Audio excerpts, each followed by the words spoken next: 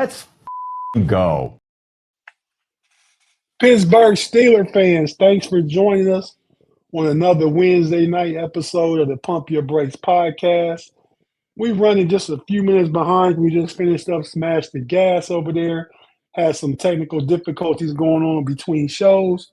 And hopefully we're in the safe space again as Big-G. No, Shannon wasn't there, but we had some little troll elves over there in the Smash the Gas live chat, you know, from Elf City. But fellas, I'm here in the building. Your boy Tate with the Mr. Hype Man himself. What was MC Hammer hype man name, Big-G? Man, I can't remember dude's name, but I know he used to say, "Let's get it started.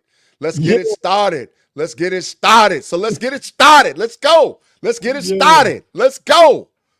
All right, let me go around the horn one time. You want to get started? We can jump over you. You got something to say? Go ahead and say it now. Forever hold your peace. No. We got to intro Shannon and all whatever else, and then we're going to jump to the live chat. But listen up, Yenzies. I don't want to hear this mess. The 2025 draft has been written in Sharpie, Shannon. Black and gold Sharpie. I don't want to hear this mess. We got our squad. Let's freaking go. Let's go. Let's go. Tate, let's go. Let's go, Shannon. Too big MC. Too big. That's me. That's me. Too big MC was his hype man. Yeah. But yes, sir. man, the draft is in the books. 2025. If you had told me the Steelers were going to get the first 5 picks that they got, I would be extremely thrilled about it. No matter where they got them 5 players they added, I think were really good players. But we'll talk about it when we get started with the show. Shannon, what's up with you, man? What's on your mind right now? Big fines was in your pockets. That's the big fine is in that pocket. That pocketbook looking nice, Shannon. I've talked about some of it on the Steelers hangover on Monday, so we'll go into more detail tonight. Mm-hmm. Hey, Shannon, you got to take a page out of me and Big-G book, man. You know, we all do multiple shows, man. But we save all our good knowledge for the Pump Your Brakes crowd. Oh, okay. Yeah. So give them just enough to make them come here to rest on Wednesday, man. Well, we have a very faithful following, so it's a lot of the same people, and we're very appreciative of that. That's facts. No doubt. That's total facts. That's total facts.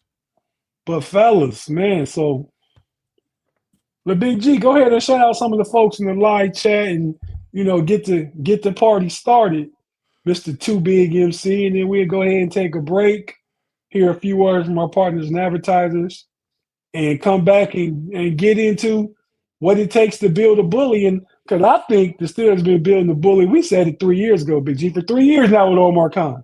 Yep. Start with the Project Jones pick. That same draft, they got Darnell Washington that pick. Yep. They got, Keanu Benton that draft. Mm-hmm. So they've been building this for me. It's how this draft's been going since Omar took over and Andy Wild's been in the passenger seat with him, right, shotgun.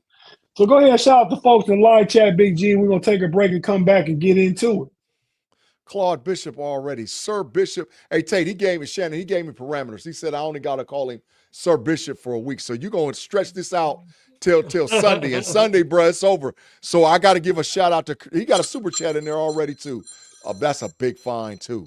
Sir Claude Bishop, man, we appreciate you, man. Steelers Girl, 277, Jar Devil, Mark Tobin, Kathy, mother of Afton, what's crack-a-lackin', the Quad Father, Dennis Pavlak, Valley Ford, Andre Green, Afton, what's up, girl? Phoenix 55 HD, Claude.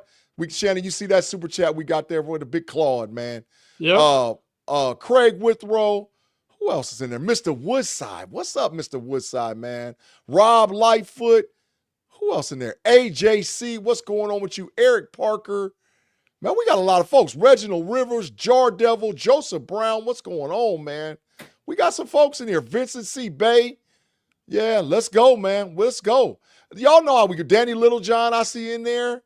Man, we got John. What's up? We got a lot of folks, man. And y'all know how we get out. Every week we get about 150 to 200 in the live chat. We need that live chat to get to about 300. But right now, we'll take the 150 to 200, and we appreciate all y'all. Mr. Jimmy Dean won. What's up? He said Jersey in the house. What's crack-a-lacking, man?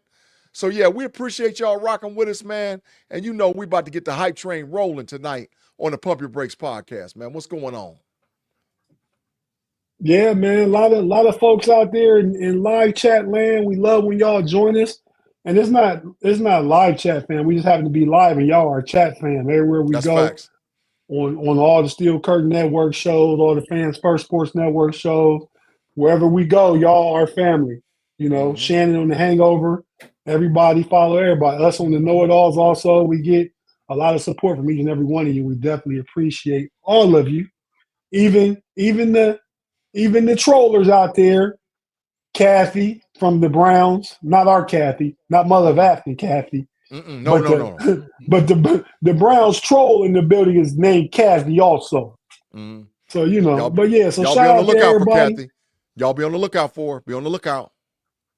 Yeah, man. Val Ford in the building, Rob Lightfoot, Jar Devil, everybody. We going forever and ever, man. But ask the questions, whatever you want. We're going to chime in with your questions too. We're going to chime in on your questions as we talk about building the bully and talk about what Omar Kahn has brought to the Steelers over the last 3 years. He's been in charge of the draft. So you watching on YouTube, don't go anywhere. You know we're not going anywhere.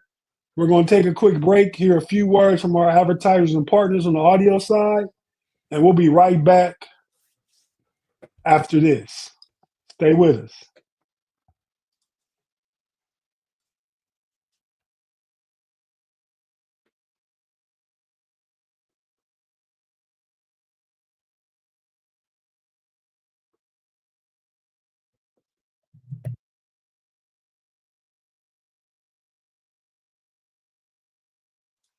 And we're back on the Pump Your Brakes podcast.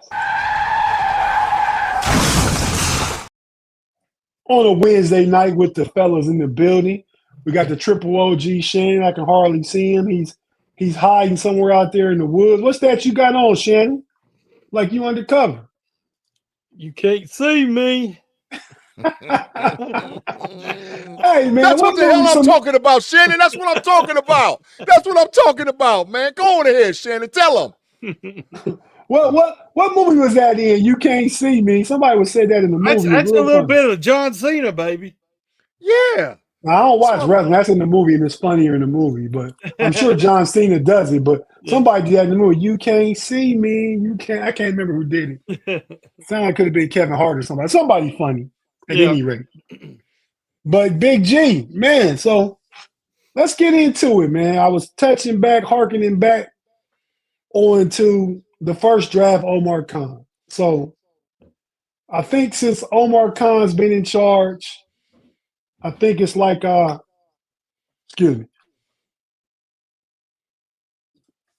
compared to Kevin Colbert, who just sat and played his cards close to the vest, playing it safe his last 6 or 7 years of his career as a general manager of the Pittsburgh Steelers.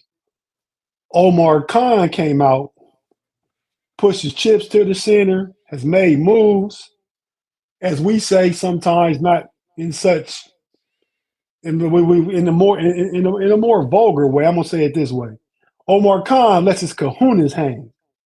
Right? Facts. Big facts. Right. That part, Shannon. That part. Yeah. We see that. Yeah. Facts. But yeah, man. So I mean, go to Shannon first. Shannon, what do you think?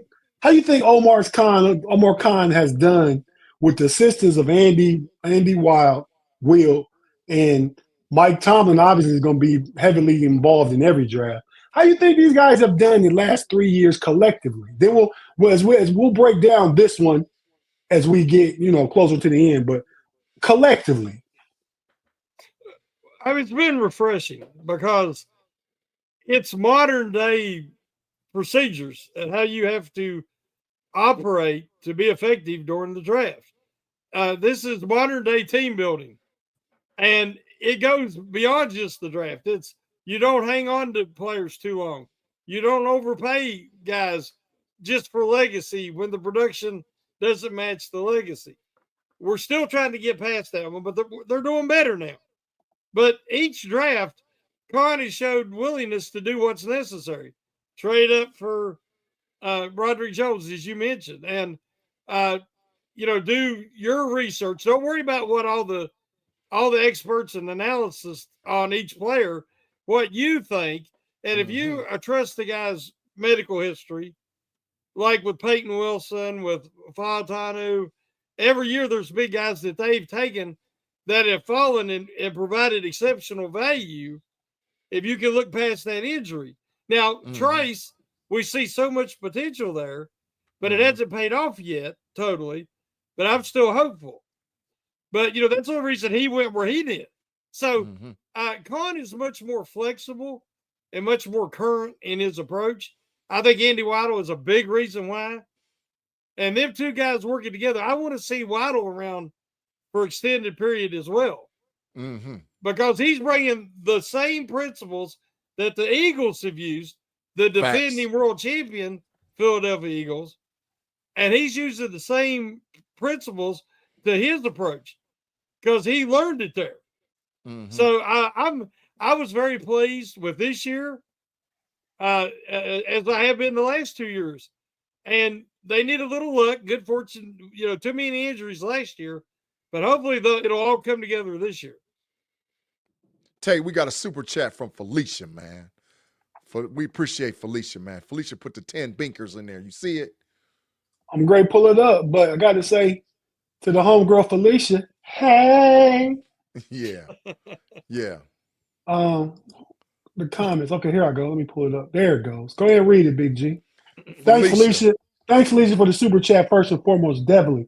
Glad to see you in the building. We know you be here often. I haven't seen you in a couple shows. I don't know, but it's good to have you back. Yeah, Felicia been out there in them streets. I seen Felicia somewhere everywhere, man, out there in them streets, the Steelers streets, man.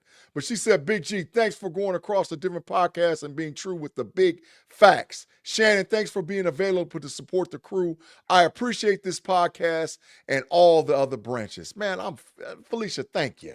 I'm humbly saying thank you. I appreciate you, man. Thank you so very much. And yeah, I was out there in the Steelers streets. Hey, and Felicia, I ain't having it. I thank her too, and I didn't even get a personal mention, but thanks, Felicia. We appreciate you. Yeah, I ain't having it, Felicia. I ain't having all this mess because I've been in them streets, so you already know.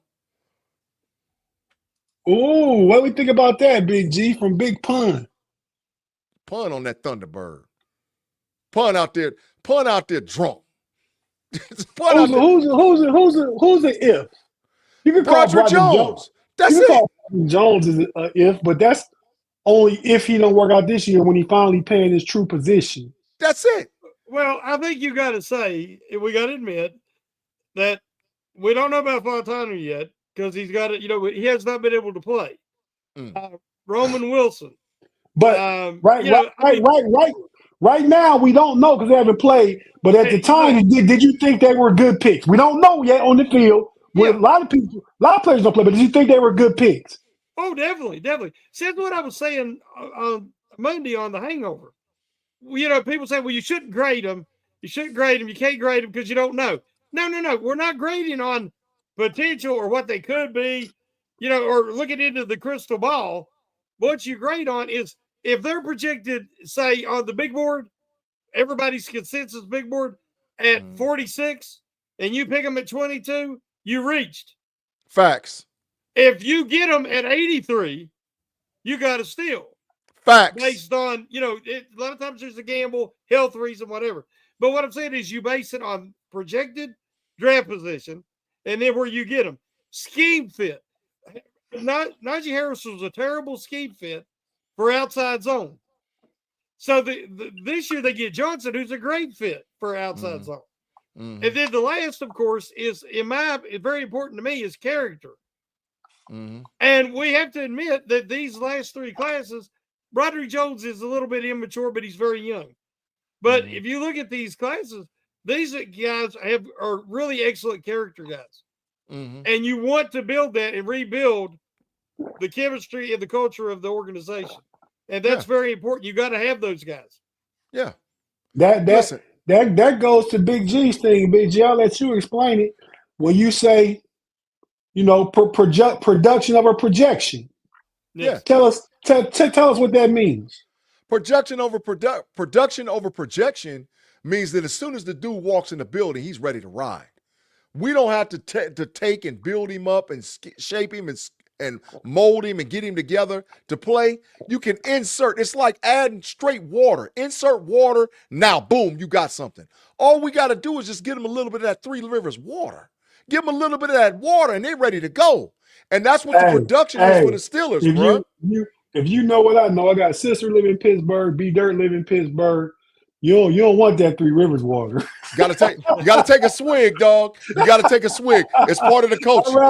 I'd rather take a swig of Wild Irish Road, but go ahead. Hey man, go and get you that swig of that Three Rivers water, dog. Get you a swig of it, man.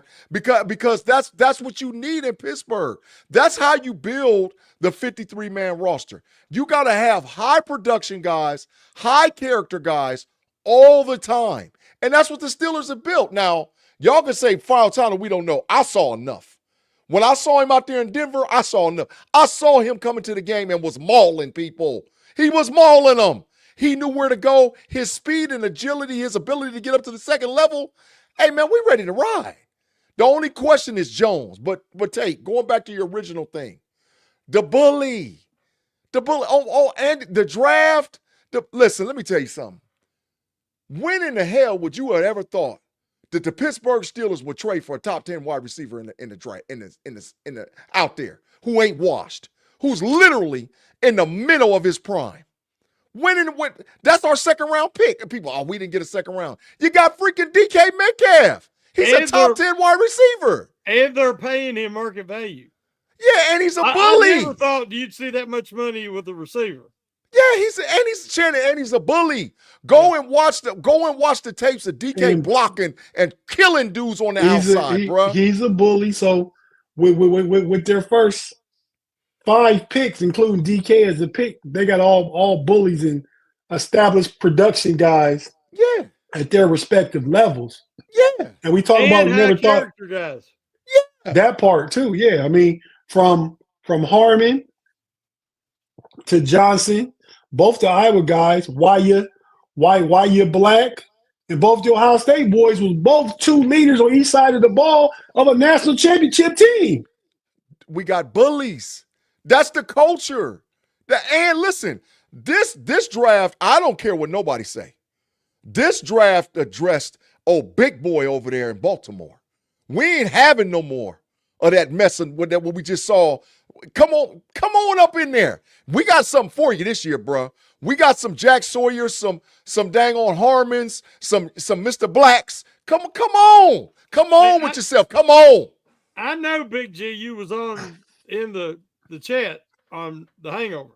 Mm-hmm. And I wanted to get your, I don't know if you commented when I said it, but I believe it's arguably the offensive and defensive leaders of both units for the national champions, Ohio State Buckeyes. The Steelers got both of them. Yeah. And 100%. I heard somebody, there's a lot of different opinions, ranges of how good a pick Howard was. But we got to think, did you see what John Gruden said about him? I already know. I watched the whole thing a whole bunch of times. Exactly. So I'm just saying that, what a perfect place to pick up a developmental player that has all the intangibles. Well, listen, Mark Tobin says, see, that's the problem. Mark, we got to win listen, how you play football, you play to win your division. The catbird seat right now is the Baltimore Ravens. We ain't worried about the big trash elves. And Cincinnati couldn't stop nothing if they even tried to. They took a whole bunch of defense and they ain't going to help them do nothing. We still going to run through them like melted butter. So it don't even matter. But the deal is we got to do something about them ratbirds. And that's why we drafted the way we drafted, because it ain't happening no more. It's over. He was, to Big Pun's comment, Caleb Down was the leader of the secondary. But the overall team, both sides of the ball, you got both the offensive captain and defensive captain. Jack Sawyer bleeds Ohio State through and through character. He wanted to come to Pittsburgh. He's going to be a Steeler. He was one of the top 5 a 5-star recruit coming out of high school, grew up in Columbus, stayed in Columbus. Jack Sawyer's that guy. Facts. Tate, we got a super chat by Chaz. What's up, Chaz? He said, Chaz in the building, thanks for the super chat. We thank you for the Bill 99, man. He said, do you guys want Sawyer playing the 3-tech or outside line? He ain't never going to play 3-tech. He going to play outside linebacker. Yeah, I think he'll play outside linebacker. That's what he played in high school. Let me tell you something. Y'all know, I've been around the Ohio State program for years. I know some of these boys personally, right? Sawyer coming to Ohio State, what they saw was a Nicky Bosa. What they saw was a Sam Hubbard. That's what they saw as a Joey Bosa. So they bulked him up, right? Sawyer played a lot bigger than what a lot of people thought. They said he weighed 265 at the combine. I'm telling you right now, he played at like 280 at Ohio State. He was huge. He looked like he had swallowed a whole bunch of bottles of orange juice. That's how big he was. And he ain't pissed in like 6 hours. That's how big, that's how swole up he looked, right? But the deal is at Pittsburgh, they're going to slim him down a little bit. I'm so tired of – go ahead, Tate. They play like what crazy defense they played with Jim Knowles? 4-2-5. 4-2-5. So, yeah, he was a defensive end. With the Steelers, he's going to be an outside edge. Yeah. So, he's going to slim down a little bit, and him and Herbig going to be part of the rotation. Herbig obviously pass downs. And Sawyer going to be in on those questionable rundowns, because he can set an edge probably better than TJ Watt. Oh, yeah. He can set an edge better than Herbig, too. I know that. That's why I didn't need to say that. And so check this out. People out there in the streets, he's not athletic. Stop it. Yeah. Go back and look at the tape. Yeah. Listen, go back and look. Michigan beat us up the whole freaking game. When we needed a play, Sawyer dropped in coverage, got the interception, and we should have got the dub.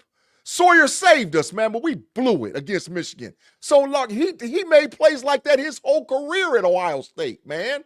His whole career.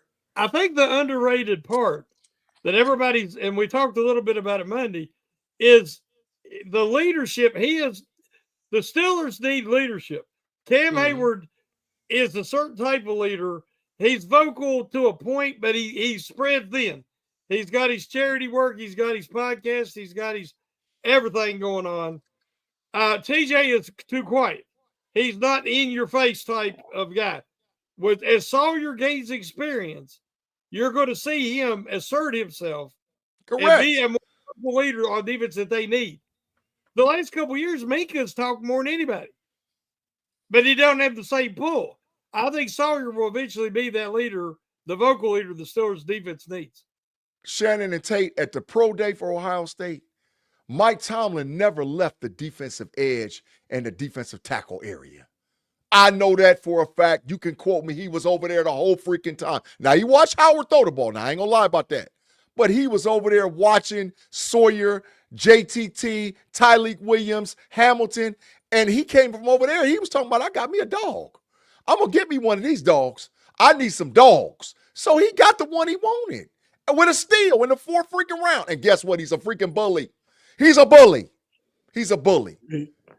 He is a bully. He has a bully mentality. I don't want to misquote what he said during the interview, but he said they asked him, what's his outlook on football? How does he play? And he said something about he wants to make the other man in front of him quit. Mm-hmm. Want to make him quit. So that's a bully right there. My fight, he don't want to fight no more. Tate, that's like Mr. T. That's like Mr. T when Mr. T said, how do I see the outlook of this fight? Pain. Pain. I see pain. Sawyer talking about I see pain. That's what I'm talking about. Yeah, that's man. what I'm talking about.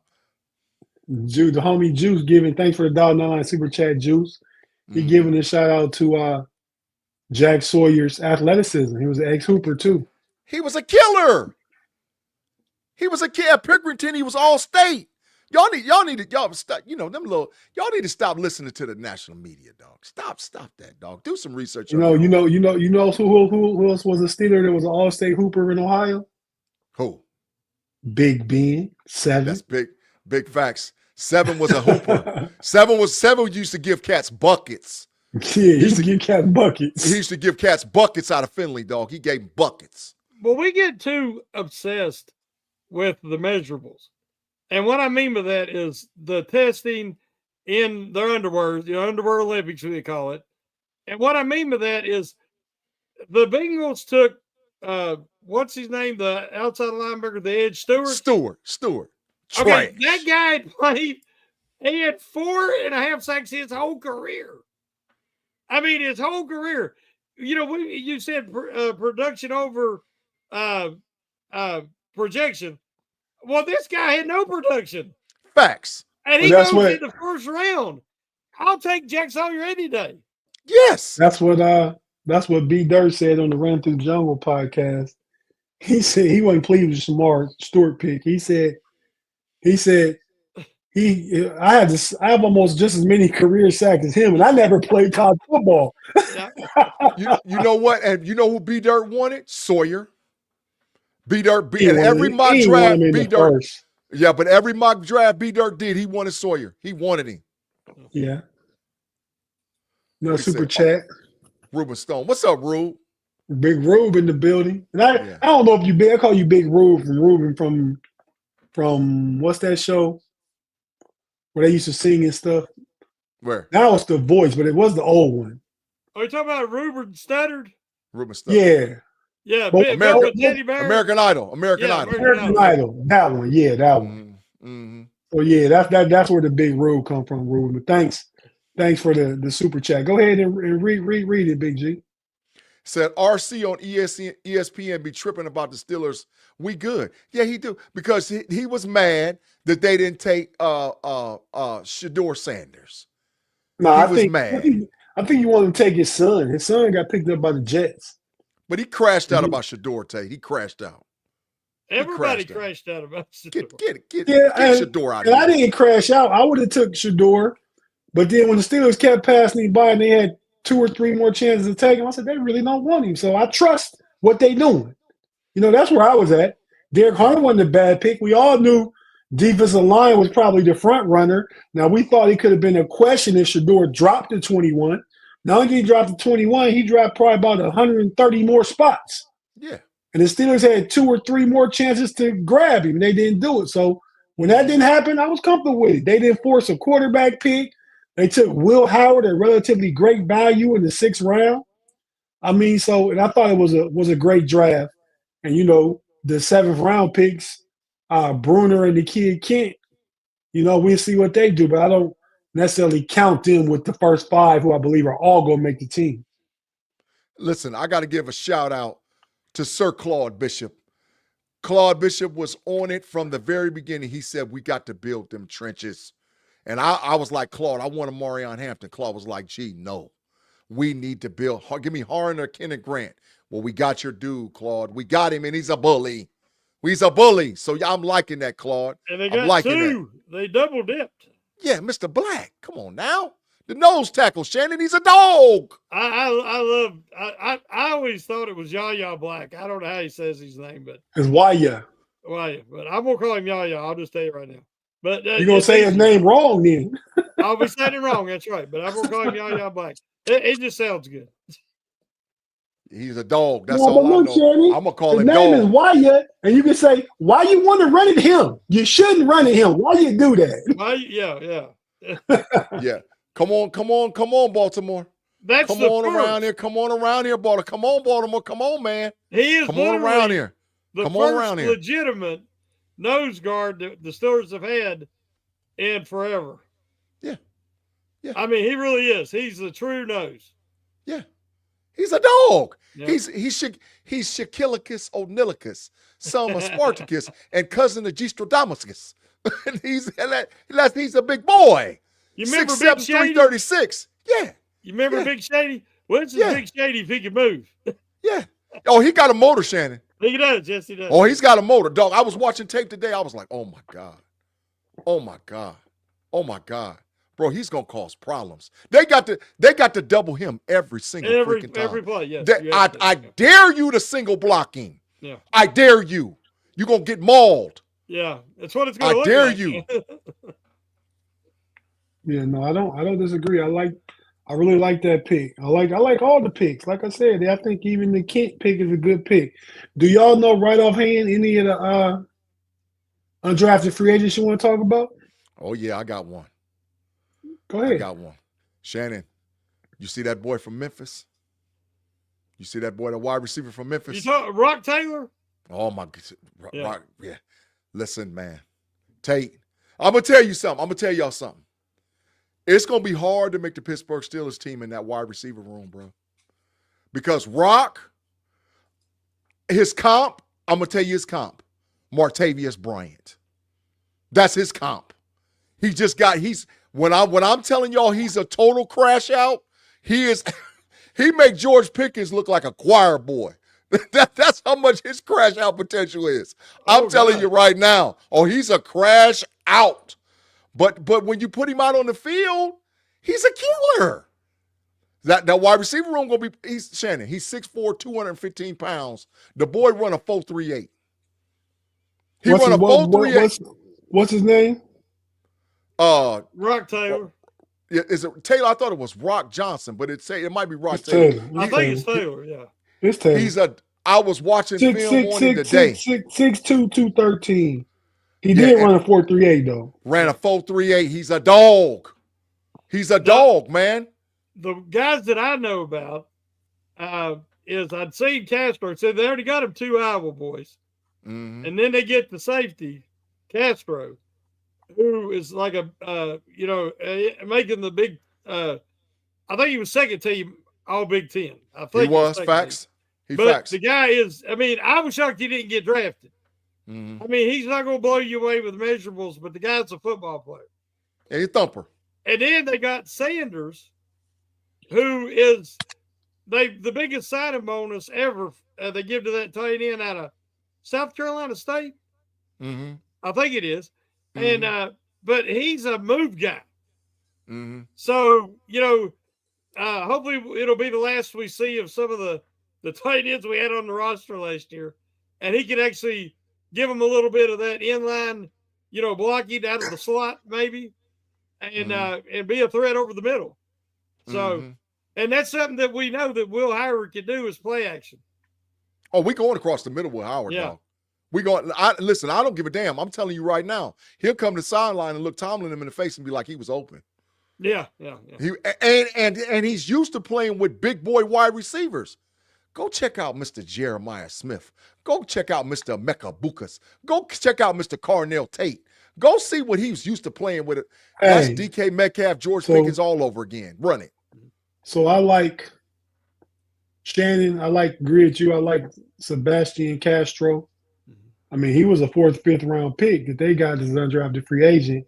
And the Steelers going to need some safety help because Minka got the year after this one left on his contract. Yeah. Deshaun Elliott plays like Ryan Clark. This is last year under contract, and he try to be working with him now to get an extended 2 years or something, I think.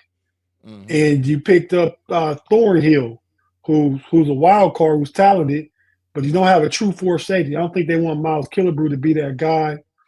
I think Castro can play the slot, and he can play back at free and strong. He's a chess piece. I could see him potentially making the squad. Big G, your guy, Rock Taylor, dog. You know where he's from? No, I know he played at the Memphis. The same place and same high school as AJ Brown and DK Metcalf. Run it! What is you talking about? And he's 6'2", 215. So down to Oxford, Mississippi, them boys got something about making some big wide receivers come out of there. And they all dogs. They got some dogs. They got some fighting. They dogs, man. Danny Littlejohn, one for the 199. No SEC love at all, but love was pickup. Listen, let me tell you something, man. Danny Littlejohn, where's the last 2 national championships come from? Where they came from? How many teams was in the playoff for the Big Ten the last few years? This SEC bias got to stop. Now, they got good players, don't get me wrong, but the Big Ten got killers too. the Big Ten got killers too, man. So don't be all biased. I got biased. I got a feeling now the champions can come out of the Big Ten again next year too. One more time. But the Robert Wood pick, what do you think about that, Shannon? It's a lot better than running Jefferson out there like they've done in the last few years. Woods is obviously, if this would have been 2018, 2019, this would be incredible. So he's kind of past that. Last year, I think he had like 20 catches for 200 some yards. But it wasn't used a whole lot with the Texans.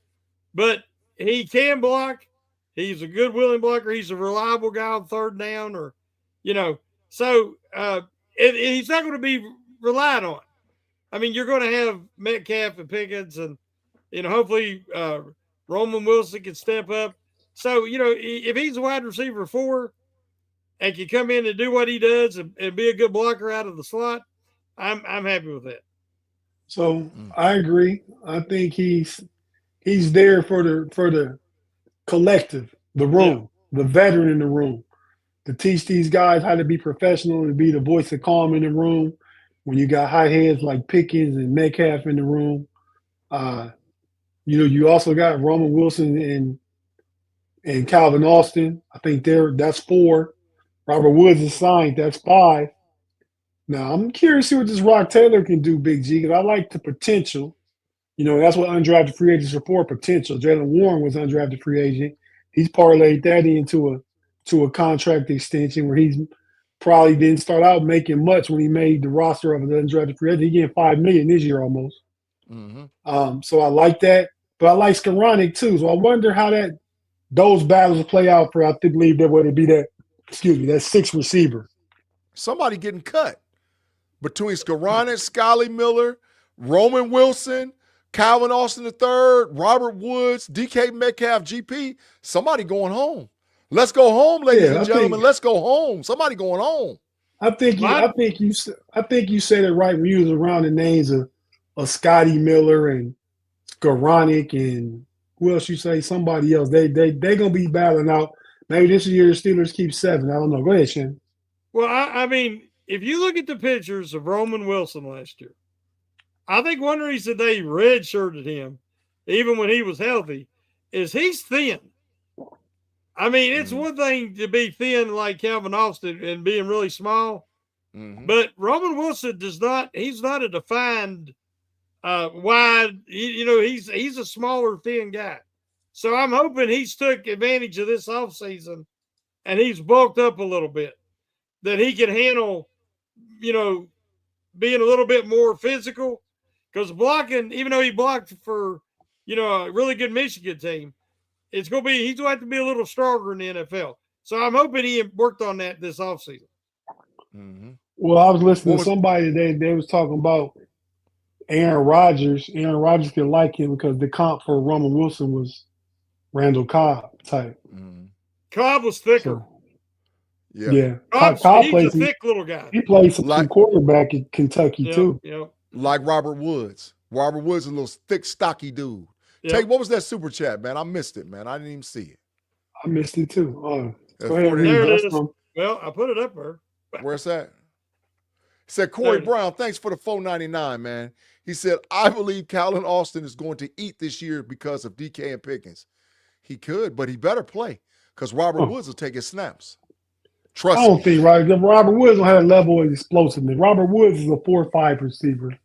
I agree with Corey Brown. I mean, you got to play two man over the top. You got to play a cover 2. You got to drop your safeties back. You can't get hit over the head by DK and George Pickens. So that middle is going to be open on slants, on little wide receiver screens for Calvin Austin. Same thing for Pat Fryer. Move over the middle. Tight end screens, tight end crossers. I think that whole middle going to be open because of what you do with DK and GP. Yeah. I wanted to reference what Claude's saying. Wilson needs to learn the playbook. That's facts. That's not accurate. The reason why I didn't think it was. Huh? I didn't think it was either at the time. That was just something put out there. If you can play, you can play. They got Mike Williams last year. The week they brought him in, they played him. He didn't know the plays at all. He knew like 3 routes, and they sent him on one of them when he caught that game-winning touchdown against Washington. If you can play, they're going to play you. But Wilson, it wasn't mental. It wasn't the playbook. It was he physically was not ready. Now, it could have been physically and emotionally. I don't know. But I'm just saying that it wasn't because he didn't know the playbook. He's at OTAs right now too. So the guys that we need to see doing the work seem to be doing the work early. Yeah, Rob Lightfoot talking about he'll bet 10 to the Quads. I didn't say Ohio State. I said the Big Ten, Rob. There's 16 teams in the Big Ten. Your national championship is coming from the Big Ten, Rob. National championship. Not sellers. Not sellers. Now, Big Pun is saying that if Deshaun Jackson can be built like a twig and dominate, no excuses for Roman. Well, the problem is, what did Jackson run, like a 4.2 something? 4.29. That's one of the best deep threats, pure deep. In the last 20 years, had in a long time. That's not Roman Wilson's game. Yeah, that's not Roman Wilson's game. That's not a good comparison. Roman Wilson's come across the middle. Roman Wilson's come across the. Yeah. Roman Wilson is like a Tyler Lockett, but smaller. He's like a Tyler Lockett, but smaller. That's who Roman Wilson's game is. What he said? Yeah, man. I've heard Noah say some wrong stuff. Shout out to Noah and the All Steelers Talk and the Sports Illustrated writing and all that stuff. But cats can be wrong, man. I heard that it wasn't he didn't know the playbook. He just wasn't ready to play, and they were as a team holding him back. Now we'll see what he does this year. And I hate to be the one to always go to a guy's learning capacity. I think that's taking the easy way out on stuff. Even when you talk about quarterbacks' ability to read and navigate the field and stuff like that. I mean, some of them do it better than others, obviously. But to go right there and question somebody's learning capacity, I don't like that. I think that's an easy cop out to say, somebody's not putting in the work or they can't read defense and all that kind of stuff. But they play football for 15 years. So, I have a difficult time just listening to stuff like that myself personally. I just think it was mental, man. Not necessarily like you said, mental capacity, Tate. He got hurt for the first time in his life. Every level he's ever played at, they won a lot. He had never dealt with adversity because the minute he showed up to Michigan, he was the dude. So he was there like the number one dude the minute he showed up. They should have legitimately won 2 national championships. So coming from that, they should have won 2. They blew it against TCU. And if they had played Georgia that first time, they'd have smacked them boys. And they smacked everybody they needed to smack year 2. Michigan was that thing, bro. They was for real. To Claude, maybe they saw something in the maturation of how Calvin Austin was handled. He was hurt too in training camp. Mm-hmm. And he didn't play his entire first season. And he came back with a second season that was decent. And last year's third season was even better. Maybe they see something in that kind of, maturation process that could work with Roman Wilson. Mm-hmm.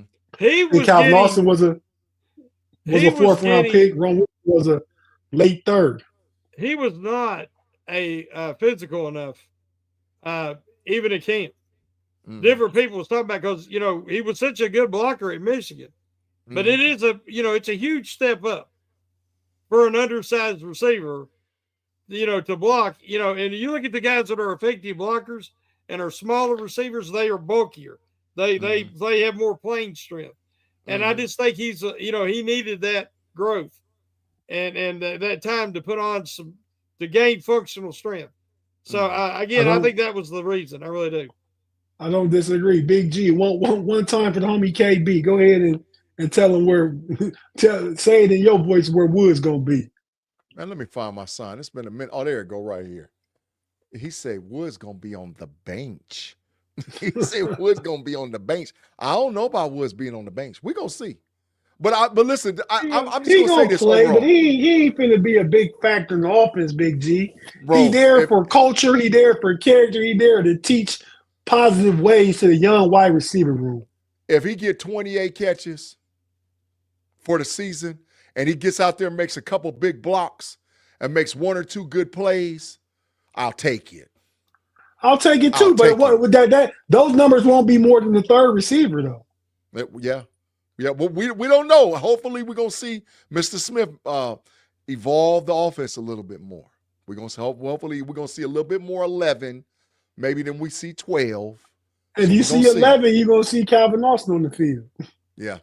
You know, hey Shannon, you up there got Omar Kahn sitting with you, man. What y'all talking about up there? What are we talking about? Yeah, I see him looking at you, Shannon. He's looking at you. He eyeballing you. He up there in your box. Yeah, he is right. We're very close. He don't return my phone calls though, because I have a lot of ideas. Yeah, man. I can see you working with him and old Andy.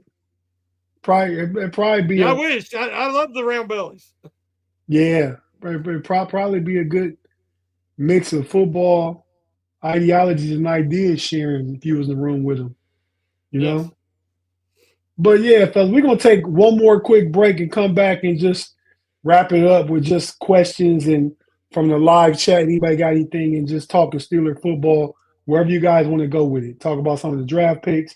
We got about 15 minutes left. So if you're watching on YouTube, stay with us. We're not going anywhere. If you listen on the audio platform, be it Apple, Spotify, Google, Amazon, radio, wherever you listen, we have to hear a few words from our partners and advertisers, and we'll be right back after these messages. Stay with us.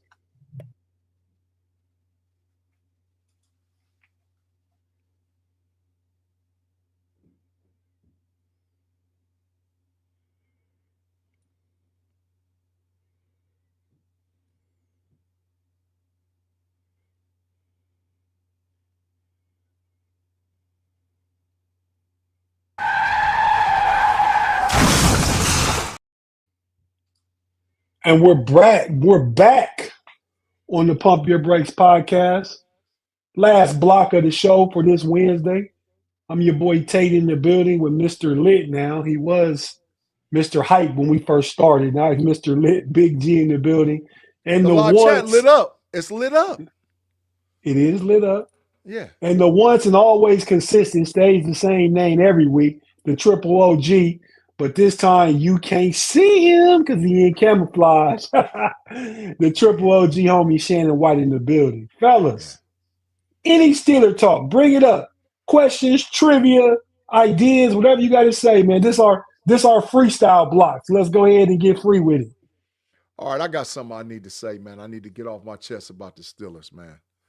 I don't think we're done with free agency, man.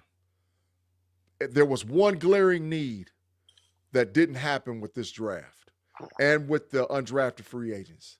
We need a swing tackle. We got to get a swing tackle. Or we have to be willing to move the backup offensive line around to position them in case of an injury. So I think the Pittsburgh Steelers are going to sign either a guard that can move the tackle or a swing tackle that can play behind either one of the tackles. That's just my thoughts. And I don't think they're done. I think there's a couple of guys out there we could get. That's just my thinking. I just want to see what y'all think, man. They got Spencer Anderson coming back. Mm-hmm. They got the backup center that played McCullum coming back. Cook. The Calvin Anderson guy they brought back, and they got the Limerick, whatever the dude name is from the Patriots there. They got quite a few options at O-line. I don't know. I think they figured out with those guys. I mean, unless somebody of big name gets cut and comes at a cheap rate. I mean, I think they have their starter set, and they got about 4 or 5 guys competing for probably 3 or 4 positions. And veterans, too. I think they'd like to leave Spencer Anderson as kind of that utility guy, but mainly on the 3 interior positions. Anderson can play right tackle, but left tackle would be tough. But he is I think could be a guard at some point. If he becomes position specific, and I think it would probably be a guard. And but like I said, I like Cook.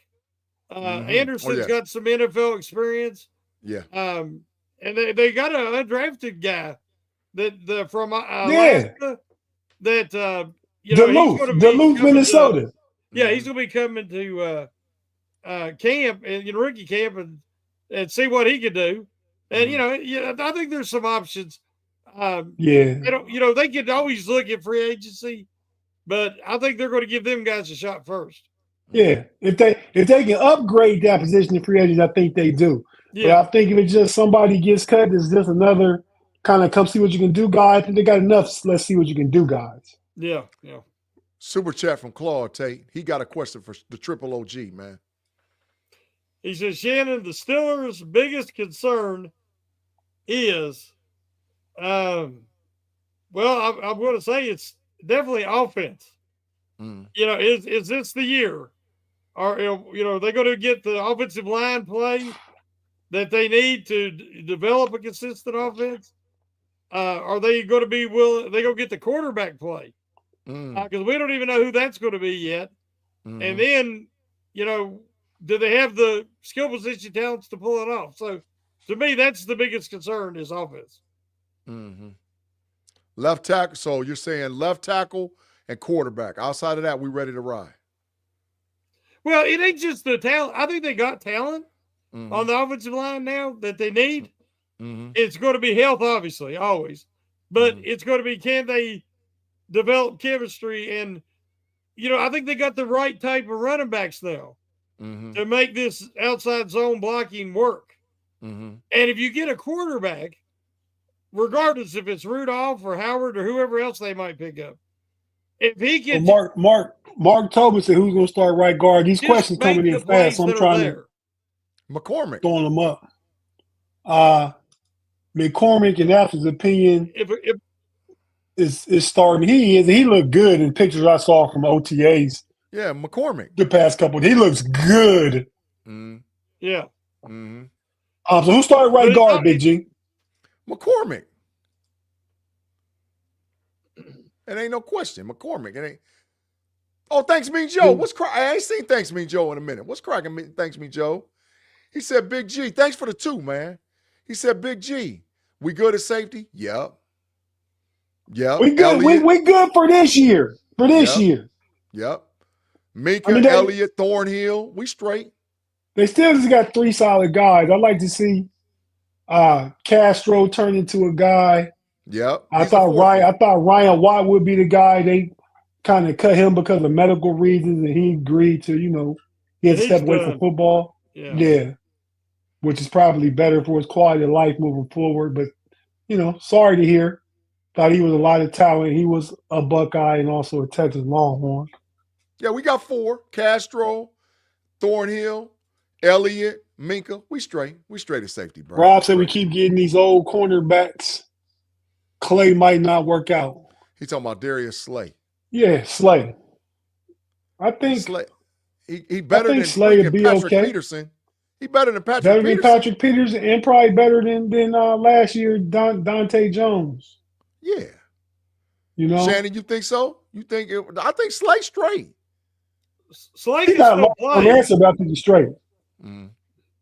Yeah, Slay can still play. There was Jackson last year. Dante Jackson, yeah. And Jackson was not either interception or he'd give up the reception.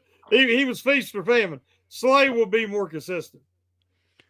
And we don't, like I said, we don't know what they done. I listen, I wouldn't be mad if, I don't know about y'all, but if they figured out how to get Jalen Ramsey out of Miami, bring him to the building. Yeah, I think another move like that could be made. Another big move. I don't so much. I think the O-line is not set, but everybody in that room is going to be in that room unless something just unpredictable happen. I think they try. I'm not so sure that they won't make a move for somebody. I'm not saying it's Jalen Ramsey, but for somebody. And I think they really like Corey Trice still. I think they drafted some guys in the secondary, which even with this Kent guy. And Beanie Bishop last year played well. I mean, some young guys there. And what did Slay do last year with the young boys? Where Quinyon Mitchell and Cooper DeJean got a chip, that's what he did. Chips Ahoy cookies is what he got. Ahoy. He got them ready to the point that they can take his position and let him be expendable now. So Yep. just like I said about Robert Wood, he's in the room not just for his play and what he can do, but what he can bring, what he can teach. You got to think about that aspect of it. So 1 year deal, $10 million, get off of it quick, be here for this year, make a run with us if we can, and teach these young guys some things. I think that Porter missed Peterson. Yeah. Because He there did. was times that Porter, have multiple interference calls in the same game. And I think he needed somebody to calm him down. And that's what Peterson did. You know what Slay can help JPJ with? He can show him to not be so dang on handsy. Yeah. He can show him how to do it. Or at least how to get away with it. Yeah. Yeah. Facts.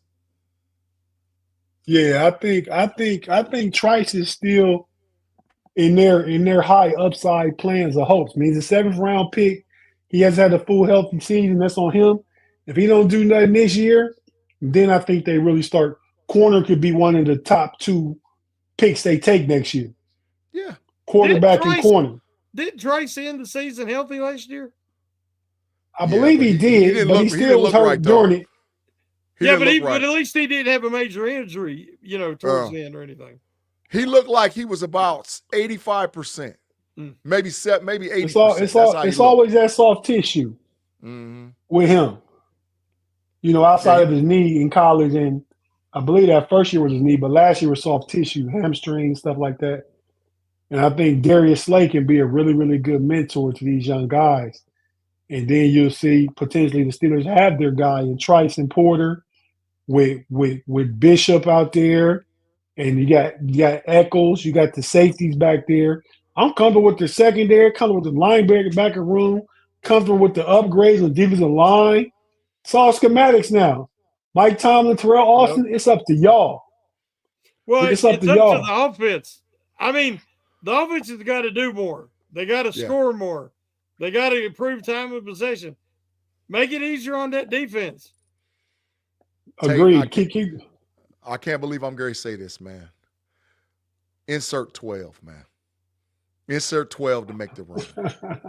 Insert 12, dog. Insert 12? Insert 12, man. Go on, get him, man. Go on and do what we got to do. But he ain't going to beat 12. Yeah, the hell he ain't, Shannon. He's not going to beat Terry Bradshaw's number. Shannon, he getting 12. He ain't going to beat Terry's number. I'm telling you.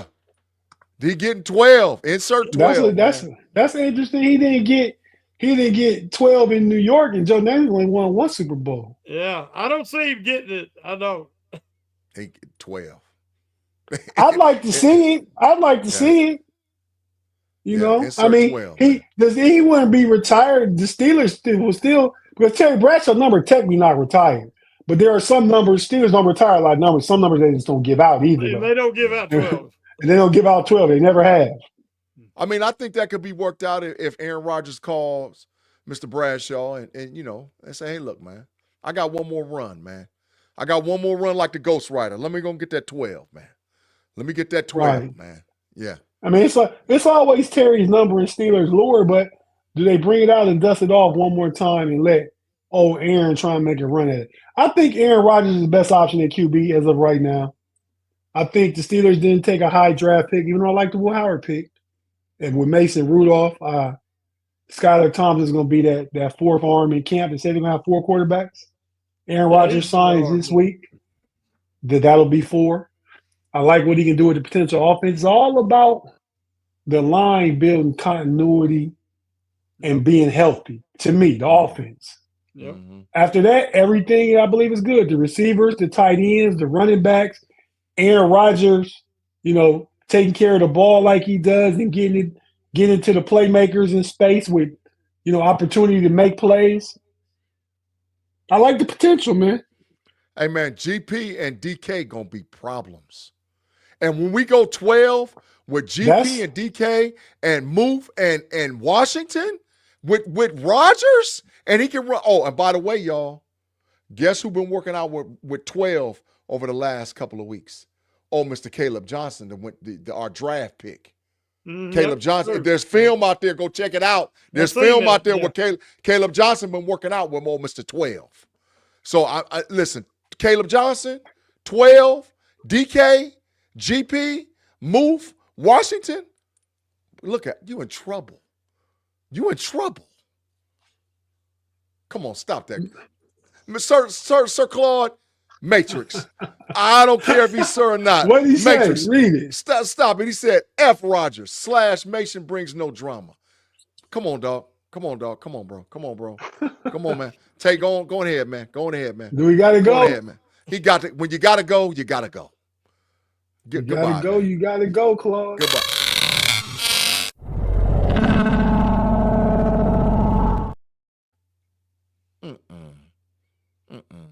Yeah, man. I was trying to give him a pass, man, but come on, Claude. Come on now. Sometimes passes are unavoidable. Yeah. But real quick, fellas, closing. I'm ask y'all this question: what's the possibility of the Steelers extending GP? 25%. Shannon? They're going 25%.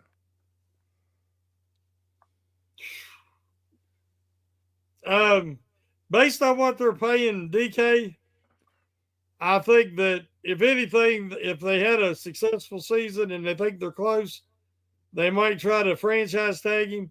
Yep. Of course, I don't think that would next year. I don't think that'll work because I think he'll hold out. I think it's another Le'Veon Bell situation. So I'm going to say 10%. So I see a little higher than both of y'all. Because I think if they was going to trade him, they would have traded him. There's a possibility they could trade him at the deadline, but there's also the possibility that it could work, and the Steelers haven't traded him yet, and that if he comes to camp and plays well and behaves and starts to have a good season, and the salary cap going up, teams are paying receivers now. You're not paying a quarterback anytime in the near future. Aaron Rodgers will come off the books after a year. You're drafting a rookie. You got Mason Rudolph for $4 million a year. I could see them giving like DK. Well, why can't DK get Mike Evans, Godwin money, or Waddle, or Smith for the Eagles? Those guys make about, on average, all of them about $25 million a year. Salary cap going up. The Bengals got $70 million putting their receivers. The Steelers, if they sign GP to a $25 million deal, will have $55 million tied up in 2 potential Pro Bowl receivers. But don't ever expect the Steelers to act like the Bengals. No, but that's what I'm saying. The Bengals are paying 70. 55 is a discount for arguably 2 just as good receivers. But what does the Bengals have on defense? They're going to have to outscore people this year 50-48. Shannon, that's what the Bengals got on defense right there, Shannon. Yeah, I mean, I don't see it. The Steelers will never abandon the defense like they did during the Big Three, the Killer Bees. It was all offense, and all the money was on offense. And they realized that didn't work either. So I don't think the Cincinnati's going to win anything with overpaying their top 3 guys. Yeah, but that's what I'm saying with the salary cap going up, and DK's deal is going to be below market value for receivers. He's getting $30 million for 5 years. Jamar Chase is getting $41 million. T. Higgins is getting $28 million. That's your 70. So if DK is getting 30 for 5 years, you give Pickett 25. You paying $55 million to receivers for the next 5 years until you got to pay a quarterback. I'm just saying I see the possibility there because as we go forward and the cap gets higher, players become cheaper if you sign and you get in early. You know what I mean? So that means they're going to get rid of TJ? No, hell no. No, they're going to pay TJ, but I think TJ has a 2-year extension. The Bengals don't have anybody that gets paid anything close on defense to TJ Watt. Right, but the Steelers Hayward or Minka Fitzpatrick. Steelers got too much money in that defense. Now, if they're going to clean out that defense and go like Cincinnati, they can do it. But I don't think that'll happen. I think they go younger. Cam got 2 years left, and he's not making that money. What, he making like $15 million a year? Minka, they're gonna restructure a Minka deal and come off the books. TJ gonna be there for 2 more years past this year, probably at $40 million a year. But I mean, it's doable, man. It's play money, push it down here, move it over there, do this, do that. They can figure it out. They want to keep GP and Metcalf together for their next young quarterback. All I'm saying. The deal with GP is this. This is the deal. It's really on GP this year. See, GP is going to mess up his money if he cut up. GP has to come to Pittsburgh and play. So it ain't going to be no shenanigans. Ain't going to be no holding out. GP's got to play for that big contract. Now, do I think that what I think could happen? GP's going to play his behind off this year because he's got another dog on the other side. And if he get 12 with him, now we cook him with gas. So could I see the Steelers at the end of the season franchise tagging him? Yeah, we have legitimate control over GP for the next 3 years. Whether or not we want to pay the bread, who knows? But 2 GP, years. 2 years. well, we got this year and then two franchise tags. Oh, they ain't doing the third for you, right? They ain't doing the third franchise tag, though. Correct. But at the end of the day, GP controls his destiny concerning his bread. So if he does what he's got to do this year, he can run it up on the Steelers and say, look, man, look what I did for you. So it's on him, man. But I think we're losing sight real quick. I know we're at the end of the show. We all agree that they ought to be copying and emulating the Eagles. Facts. And the Eagles pay 2 receivers. But the Eagles have great depth across the board. Because they draft. The Eagles have great depth because they draft great. And they don't overpay guys who are old like Slay and they're not producing to a certain level anymore. They let them go. But so the Steelers are going to overpay T.J. Watt, Hayward, and Fitzpatrick and keep them around too long, or they're going to let them go, and then they got to keep that depth. But Shannon, the Eagles are about to be in trouble. This is the last year for the Eagles. The Eagles got to pay them 2 big boys in the middle. They got both of them, Carter and Davis. They got to play both Jordan of them. Davis. And they got to pay them offensive linemen, that left tackle and that right tackle. Yep. And Jalen Hurts is going to want some bread. But look because at all the boys on outside, he going to want some more bread. He going to want some more bread. Look at all these young guys they got coming up. Now, they do because they draft Remember well. I said this. Remember, A.J. Brown, this is his last year in Philly. I don't doubt it. I don't disagree. I mean, when the guy's age and his production starts to creep up, the age goes up, production goes down, they get rid of him. Mm-hmm. I don't disagree.